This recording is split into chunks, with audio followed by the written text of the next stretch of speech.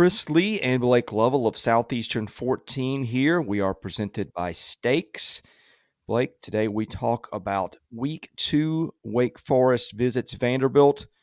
Both teams unbeaten. The Commodores, one of the few 2-0 teams at this juncture of the college football season. Of course, Vanderbilt's 2 wins have been over Hawaii and Elon.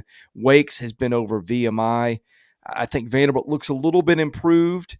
Wake, I think, took care of its business in opening night. Sam Hartman, their star quarterback, is still out and probably out for this one. Early line on this about 6 points, with Wake being the favorite on the road. I think this game is a more intriguing matchup than anybody would have thought, say, a month ago. Yeah, for a couple reasons. I mean, like you said, I still and I've said this before. This is not knocking Vanderbilt. I don't know exactly what to take away from wins over Hawaii and Elon.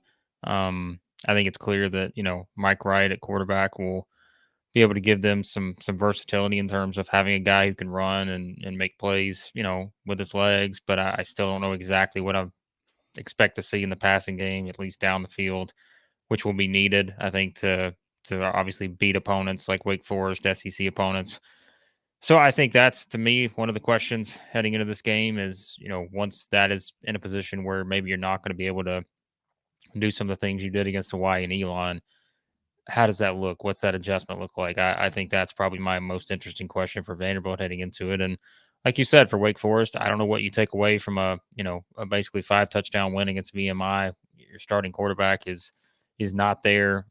You still expect to beat VMI without him, but against Vanderbilt, a team that defensively certainly did not look perfect. I think against Elon in terms of how that game played out, but still, I think quality talent that will be able to probably give Wake Forest some issues. Yeah, this is a hard game because, like you said, I think going into the season, the expectation probably would have been that Wake Forest is a double-digit favorite here, especially if Hartman's on the field. And now it's just like, man, I don't know. There's unknowns on both sides, and that makes this one pretty interesting. Yeah, Mitch Griffiths is Wake's quarterback in Hartman's absence. He had not done much for his career. I think he is a freshman or sophomore by eligibility. He throws for 10 yards in an attempt against VMI. They had a pretty good running game. They've got a transfer running back in Turner who was 13 for 102 scores.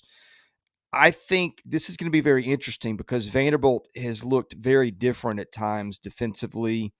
I thought that pass defense the first 6 quarters of the year was pretty good, and then really sprung a leak the last half of the Elon game, and really a little bit in the first half too. I don't know exactly what to expect here. I think there's going to be some points scored on both sides, but it's going to be very interesting to see, if Vanderbilt's defensive performance last week was indicative of what it is, or was that a team starting class that traveled back from Hawaii, that played with a big lead, that maybe said, hey, we've got this thing in the bag. There's a lot of variables here on both sides, Blake. Yeah, the over under too. I think what I'm seeing 61, and you just said expect there to be a lot of points. I think that's the name of the game here. I think Take you the will over. see. Yeah, Yeah. I think that you will see points on both sides. That's my expectation. Because, like you said, I mean, I think Vanderbilt's going to be. I say this in context of who they're playing in the SEC, but like I think they're going to be able to be okay defensively. Like you said, you weren't very. I mean, you see how that Elon game played out, and that can certainly give you some hesitations. But I don't know. This is one of those. Like I said, it's a weird setup because you do have a team on the opposite side without their star quarterback. And that's different. That's just kind of different, I think, especially when you're going up against a team like this where you have a defensive minded head coach and he's going to probably, game plan for some things and try to get some of that edge just again. And they're going to be focused on defense this weekend, Vanderbilt, just based Yeah. on, that Elon game. So Clark Lee's going to have them definitely working quickly to fix some of those issues. So, but saying all that, again, the points are probably the best bet in this game just because you are looking at teams like this where I mean, I mentioned it like I am been pleasantly surprised with the Vanderbilt offense, but I'm trying to put that in the context of who they played. And I think sometimes that's hard to do because you want to see how dramatic is the difference between Hawaii and Elon. We know in terms of team quality, but like for Vanderbilt, how dramatic is the difference going to be when you're actually going out there running your stuff against Wake Forest versus the first two teams you play? There's going to be a difference. I just don't know exactly how dramatic that difference is going to be. So yeah, I mean, we'll see, how it plays out, and I just think from that standpoint, I want to see kind of Vanderbilt's offense and kind of what they are able to do against this Wake Forest defense because the first two opponents I think have been hard to gauge in terms of their just overall strength on that side of the ball. All right, before we talk a little bit more about Vanderbilt's offense against Wake's defense and give you some predictions in this one, shout out to our sponsor, Steaks. We've got some big games coming up in week 2. And to add a little extra excitement, we at Southeastern 14 are going to be making predictions on the Steaks app. We want to hear from you guys if you agree or disagree with our takes. So go to playwithstakes.com/14, sign up for Steaks. Place your predictions on our questions. If you use invite code Southeastern14 when you sign up, you'll get a double welcome bonus. Well, Vanderbilt quarterback Mike Wright has been a bit of a double welcome bonus for the offense this year. Accounted for 6 touchdowns last week, 4 throwing, 2 on the ground. The Commodores have yet to turn the ball over. Wright is a 10-8, 100-meter guy. Wake's defense last year gave up 29 points a game. Was better in week 1, although that was against VMI. Vanderbilt should be a little healthier at running back this week. Rocco Griffin, who was maybe their best runner in week 1, sat out last week. He should be back this week. And by the way, on the defensive side for Vandy, 2 key defensive linemen, Devin Lee and Davion Davis, out last week. So that's something to watch on the other side of the ball.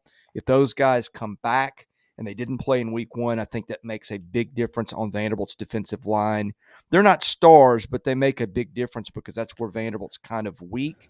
So that's something to watch on the other side. But the offensive side of the ball, can Vanderbilt continue to pile up the yards and the points the way it has so far?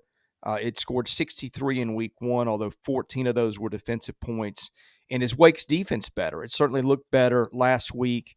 Gave up, I think, under 250 yards, but that also came against VMI, which is going to be not quite the test that Wake is going to face against Vanderbilt this week.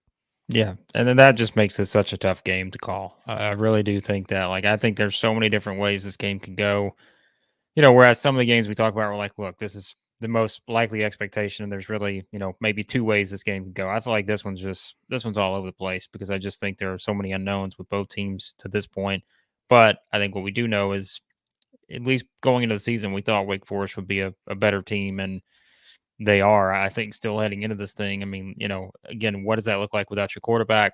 We see 1 game sample size, but it's hard to compare Vanderbilt to VMI to this point. So I think the points are the, the best bet here. Yeah. I think both teams will score. But the thing is, I feel like even if Vanderbilt's offense maybe stalls a little bit, I think the rushing attack, just seeing what they've done thus far, I think they'll be able to do some things. I'm just more curious to see how because I think Wake Forest knows that, right? They know the Mm-hmm. strength of the offense is going to be on the ground. So how do they kind of combat that and make Mike Wright throw the ball down the field? That's when I think we get our answers to how is Vanderbilt going to be able to, go up against these kind of teams versus what they've seen thus far. Blake, I'm not comfortable enough to really have a great read on this game. Vanderbilt looks better. Wake is still kind of an unknown with Hartman out, which I'm almost sure is going to be the case again this week. I think we both like the over, which is 60.5.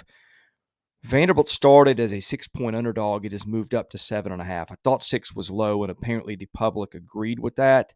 I wouldn't touch this game from that standpoint. It wouldn't shock me if Vanderbilt won. It wouldn't shock me if Vanderbilt got beat double digits. So if my life depended on it, I would take Wake in the 7.5. But to be honest, I would stay away from this. Yeah, I'm not touching this one.